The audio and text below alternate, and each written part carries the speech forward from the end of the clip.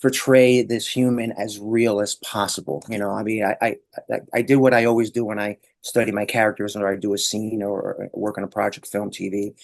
But I did research. Like this was like reading one of the first times I had to really dig deep and go, who is this guy? As I'm reading what I find on Wikipedia, what I find on websites. Why did this health center decide to name it after him? They looked at, there's reasons why people admired him.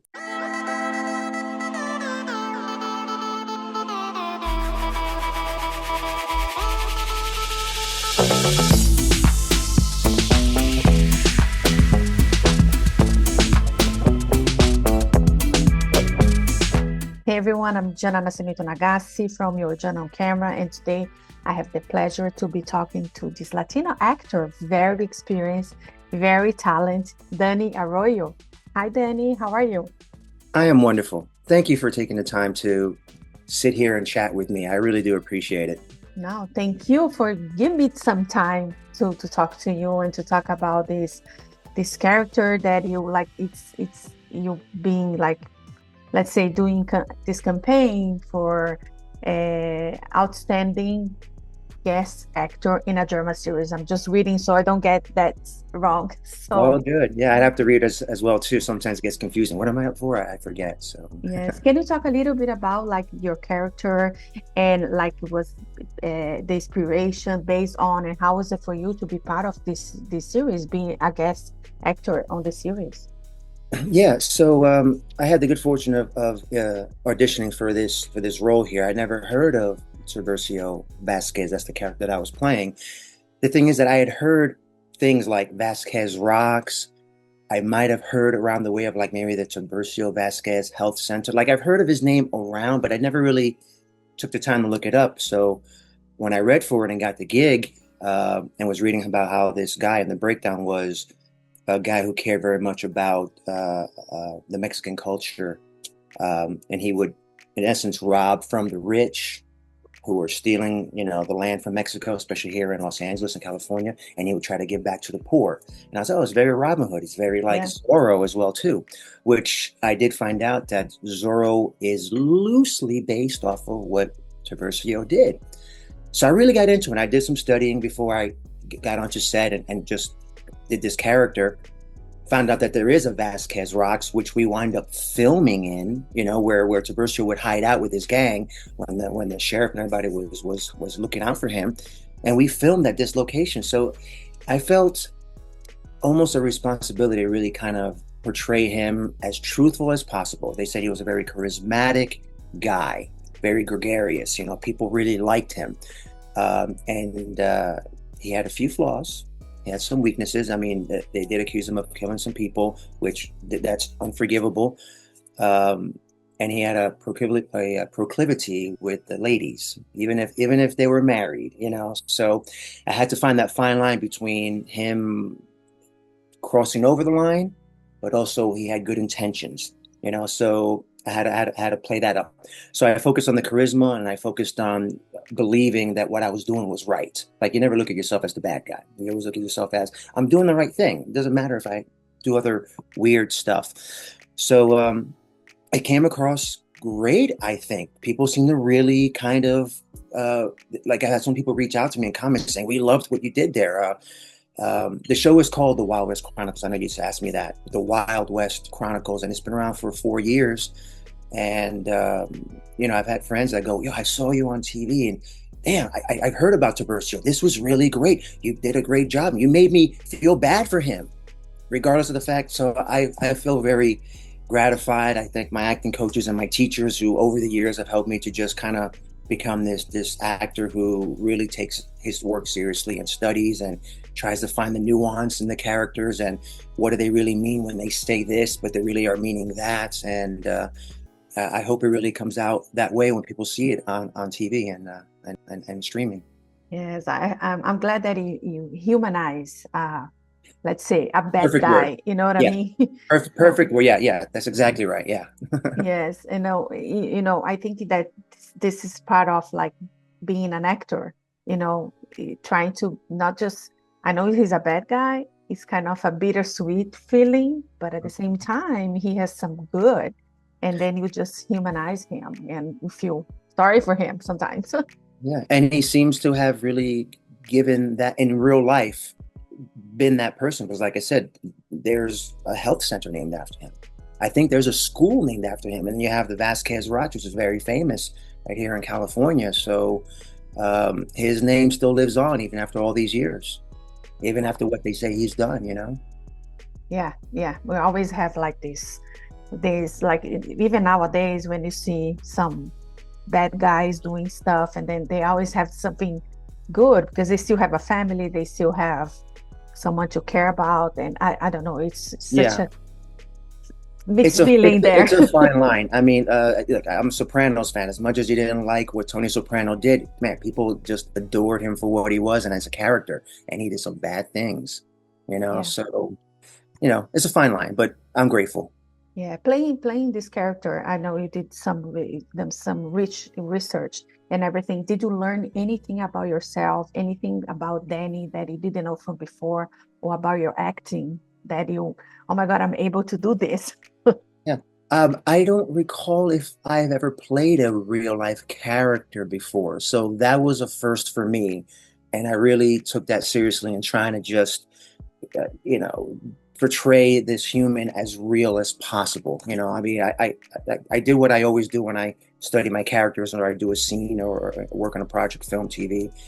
But you know, I did research. Like this was like reading one of the first times I had to really dig deep and go, who is this guy? As I'm reading what I find on Wikipedia, what I find on websites. Why did this health center decide to name it after him? You know, they looked at, you know, there's reasons why people admired him. So I really started looking into that there, and I just come to realize he was just a very flawed human. And as a human being, we all are. We are all flawed. So uh, I try to have fun, like when when I was with my gang and we were distributing the money to each other that we just robbed from everybody. I was keeping it fun. I was keeping like, here you go, enjoy, have fun, you know, and you know, don't spend it all in one place, you know, and that made people go, you made it seem like fun to hang around you until he got desperate and had to then, you know, maybe try to do things to escape. So that's the flawed part of his character there. You know, when he could be your friend, he is your friend. And when he wasn't and he needed to get away, there's things that he would do in order to desperately get away there. So there's that fine line again. But I think I just tried to keep him fun, and it was really helpful to do research on him. I learned a lot about this character. That's amazing. And the costumes, like I know sometimes Oh yeah, the costumes, I was like playing like with those because sometimes they're very, I don't know, if you're like filming during summer or on in a hot weather, sometimes it's kind of overwhelming because you have like the hat, the boots, yeah. the pants, the jacket, all the leather. I don't know. I can tell you, I loved wearing these old cowboy outfits. He. The thing I noticed was it was very heavy material, and they dressed really nice. Like there was like buttoned to the very top. The sleeves were buttoned. They had a vest. They wore their coat. They took the time to really make themselves look presentable. They had the nice, cool hat. The boots were really heavy. And I'm like, is this kind of authentic? He's like, yeah, we're trying to get it as real as possible to how it was. So I felt very much in the character, like I was in the 1880s doing this. The funny part was that it came in handy because we were filming in December and it was cold actually out here in California. So I remember filming was like 1 a.m. for one of our scenes there, and it had to be 40 or 45 degrees, and it was cold. So it was really good to have that in there. And then at one point, I had to take the jacket off. It was just me wearing the shirt, and I was like, it was cold. But you get into the scene, you kind of forget about it, and you're just doing it, you know. And then once the scene is, you know, done and called cut, then you're kind of like, oh, I'm cold again. It's like this. But when you're in the moment, you're in it, you're feeling it, the energy's going. So yeah, and the town that they filmed it was really cool. When Wild West Chronicles, they built like a small Western town where you have the saloon, you have the sheriff's office, you have the place where they lock you up in jail. So the authentic feel was there. You know, there wasn't really no faking. I felt like, I was like, oh yeah, they put me in jail. I was like, yo, this is very small and confining. I can see getting claustrophobic here. This is crazy. But wow, the scene came out great because of it. That's amazing. And now you on the ballot for the Emmy. How Yeah. does it feel for you? How is I, I've been a member of the TV Academy for the Emmys since like 2007 or 2006. So this is going like almost 18 years. And I've had such a great time being a member of the TV Academy. I've met some amazing people, Emmy nominees, Emmy winners, people striving to get to next level. And I've learned a lot. And I've always was going, I can't wait to have work that I can submit for Emmy consideration, that people hopefully will vote for me, maybe get a nomination.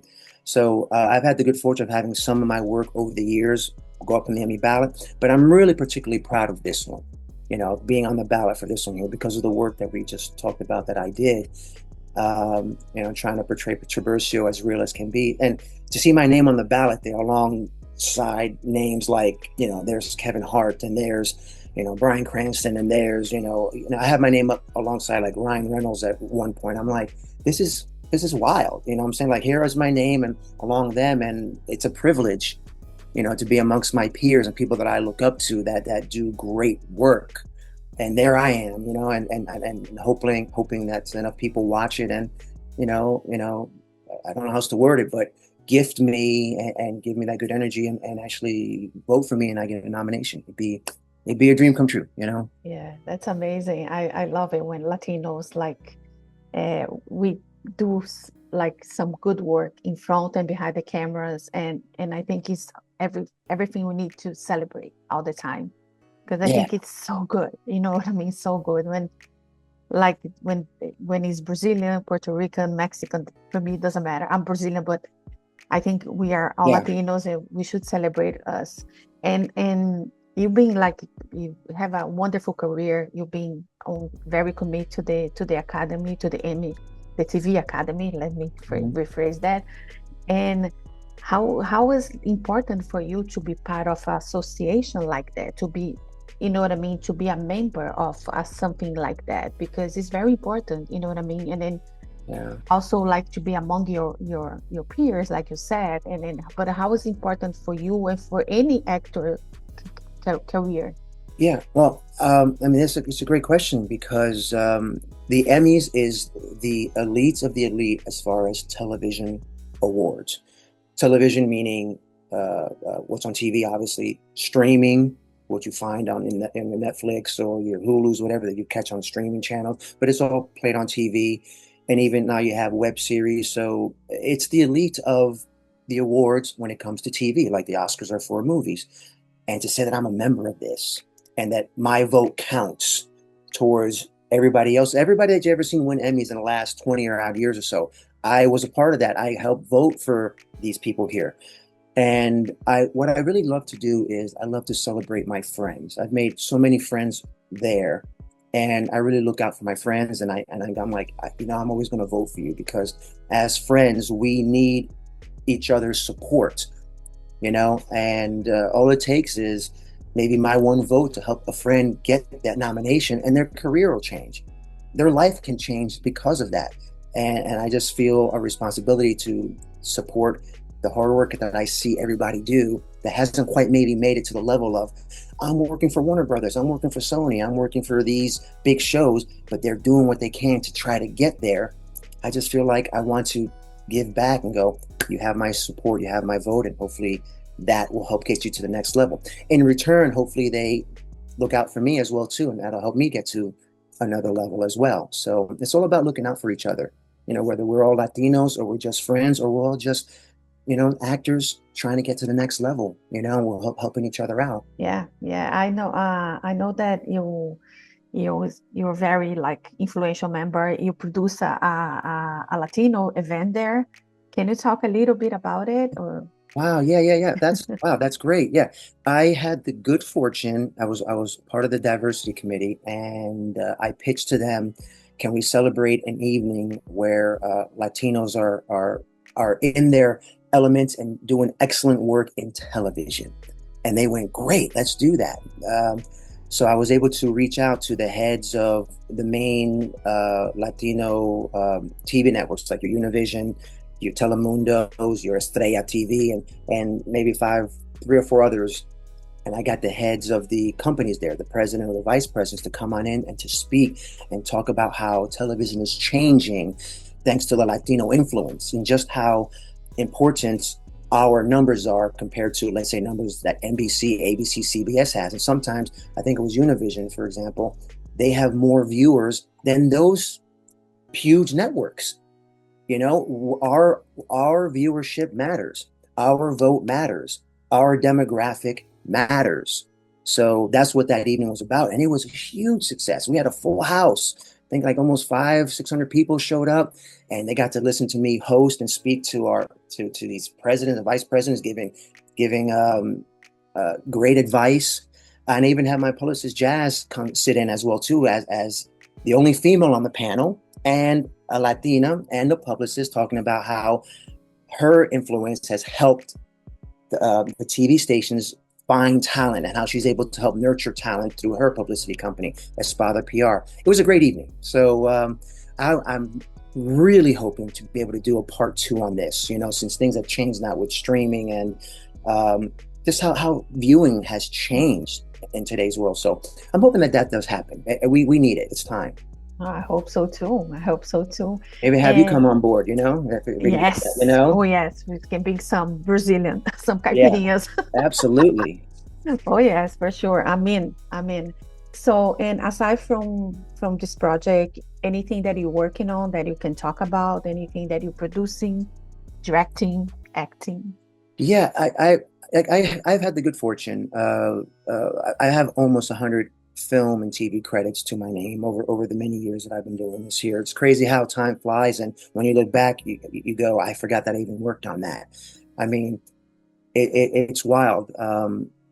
You know, I've had some good films come out lately. Like if people were looking for stuff to watch on me, if you type in my name, let's say on Amazon or Tubi is a good one, or um, iTunes, all these movies come up that I'm on. It's just like it's wild to see, because I can remember years back going, but only if I had one film of mine up there. Now there's like 10 or 15 that are just there, and it's wild. I've been working a lot lately. Seems to be that vertical films have become a thing in Hollywood.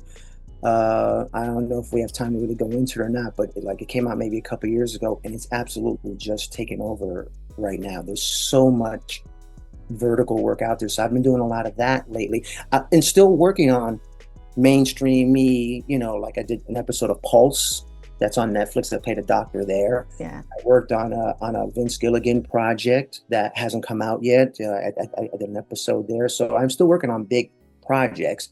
But verticals seem to be something that's been taking up my time here. And I hope to one day be able to not just act in them, but write and produce and direct them as well, too, because there's so many out there. And I've done this before. Yeah. And I would love to be able to stretch that way as well. And also, when I have more power to do that, I can hire my friends.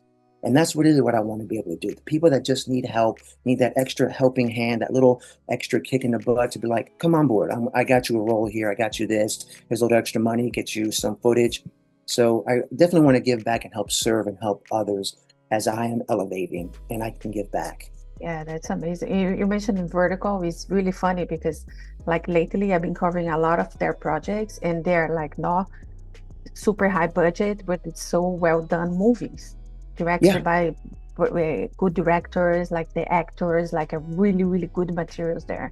I've been doing a lot of like interviews for those films, and it's amazing. Yeah.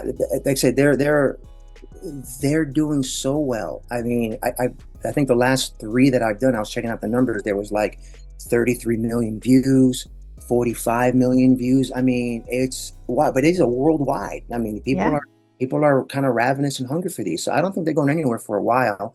And I'm just grateful to have been a part of it. I just wrapped one I did a week ago. I worked 6 days on it. It was great. I played a 1945's gangster.